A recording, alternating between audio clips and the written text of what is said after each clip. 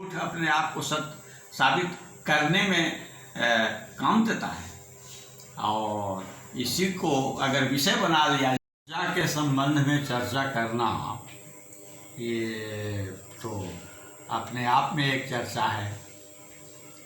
मेरी समझ में यही लगता है कि बहुत ही अच्छा साहित्यिक टॉपिक पर ये बात हो रही है।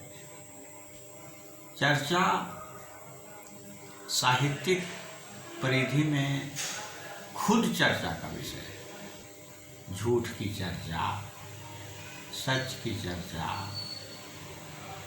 या सच और झूठ के सम्मिश्रण की चर्चा पर बहुत बड़ा साहित्य भी दिया जा सकता है। एक व्यक्ति ने जो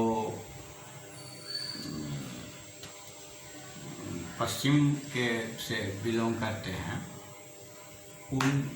उन्होंने झूठ को भी एक चर्चा का विषय बना दिया और उन्होंने साबित किया कि झूठ की चर्चा बहुत जरूरी है और सत्य के रूप में भी उसकी प्रस्तुति दी जाए तो अपने आप में एक चर्चा सामने हो जाएगी। और उस संदर्भ में यह बता दिया कि झूठ बोलना बहुत ज़रूरी है। बातचीत के सिलसिले में ये अपने आप में एक चर्चा का विषय बन गया। उन्होंने एक लिखा था कि झूठ की चर्चा किस तरह से आवश्यक है। जीवन के क्रम में आप जो भी बोलते हैं या हम लोग बोला करते हैं, उसमें झूठ को उन्होंने सत्य के रूप में प्रस्तुत कर दिया था कि जीवन का क्रम ही ऐसा है कि यह कोई चाहे कि बिना झूठ बोले हम रह लें और ज़िंदगी गुजर जाए, संभव नहीं है, कोई भी उपाय नहीं है ऐसा। और उसी पर उन्होंने चर्चा का विषय बना दिया था और उन्होंने प्रमाणित किया था कि झूठ जीवन में आदमी बहुत बोला करता है और वो अपने आप में ऐसा सत्य जैसा प्रस्तुत करने वाले प्रस्तुत कर देते हैं कि झूठ ही सत्य जैसे लगने लगता है।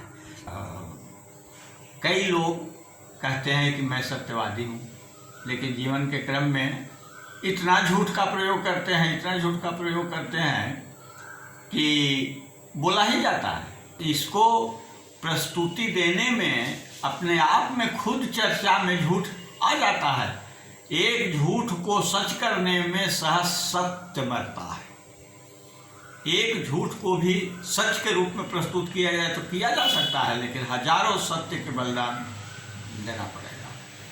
तो चर्चा पर तो बहुत कुछ कहा जा सकता है। चर्चा अपने आप में चर्चा का विषय है और इसके प्रयोग में जो कुछ भी आप या हम कहते हैं, जीवन का कोई ऐसा पक्ष नहीं है जिसमें झूठ किसी न किसी रूप में नहीं आ जाता।